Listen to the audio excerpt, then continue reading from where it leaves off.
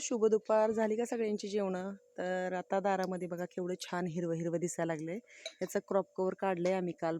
एक 3 वाजता सुरुवात केली ती, 6 वाजता आमचं कवर काढून झाले. तर छान आता दारामध्ये जरा बरं वाटायला लागले, कारण बाग काढल्यानंतर खूपच असं भकास भकास वाटत होतं.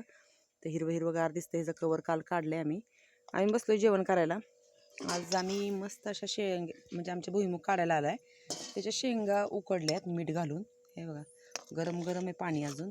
मस्त आत्याने पुढे तिची तोंड अशी फोडली, मीठ घातलं आणि उकडून घेतल्यात. खूप छान शेंगा अशा उकडलेल्या लागतात, आम्हाला सगळ्यांनाच खूप आवडतात.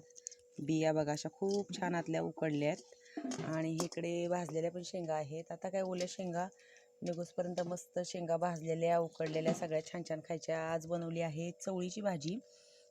चवळी सुकी बनवली आहे आणि इकडे पातळ पण चवळी बनवली आहे. छान अशी उकडून घेतली, रात्री मी भिजत घातली ती. ह्याच्यात टॅमॅटो, कांदा, अजून लसूण वगैरे घालून अशी थोडीशी शेंगदाण्याचं कूट घालून ही चवळी बनवली आहे. माझा उपवास आहे त्याच्यामुळे मी खाते शेंगा. मी काय जेवण करत नाही आहे.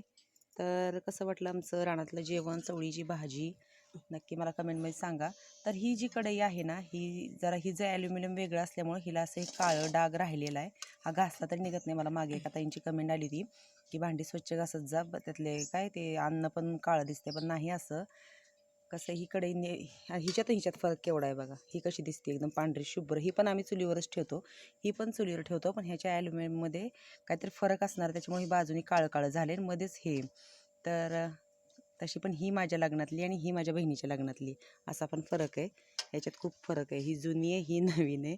तर काही होत नाही, हे फक्त काळं झालेलं आहे, त्याने काही घाण होत नाही. हॉटेलमध्ये भांडी केवढी घाण असतात तरी आपण त्यातलं खातो.